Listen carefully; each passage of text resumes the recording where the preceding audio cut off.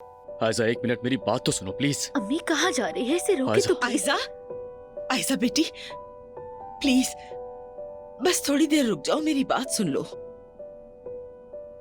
आयजा बेटी, मुझे पता है तुम अभी नाराज हो, दुखी हो। चुप रहने से मसला हल नहीं होगा।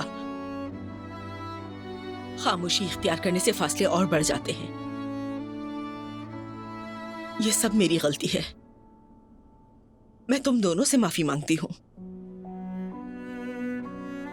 वो वीडियो तुम्हें कभी नहीं देखनी चाहिए थी। नहीं नायला आंटी, बल्कि मुझे वो वीडियो बहुत पहले ही देख लेनी चाहिए थी। मुझे एलिफ और उमर के दरमियान जो कुछ था वो सब कुछ पहले जान लेना चाहिए था,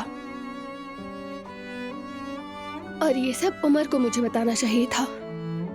आयजा ये बताने ही वाले थे, अगर लंदन न जाते तो बता देते, है ना अम्मी? देर हो चुकी, आई एम सॉरी। हाँ बेटी, अगर मैं एलिफ को वो वीडियो ना दिखाती तो उमर तुम्हें खुद आकर सब कुछ बता देता।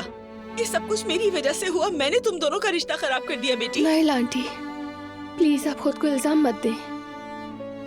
आप बिल्कुल भी हमारी बर्बादी की वजह नहीं है। आयजा मेरी जान, ऐसा मत कहो। क्या मैं हूं सबका जिम्मेदार? मैंने बर्बाद किया है सब कुछ। क्या वाकई तुम्हें लगता है कि यह मसला इस कदर झगड़े के काबिल है?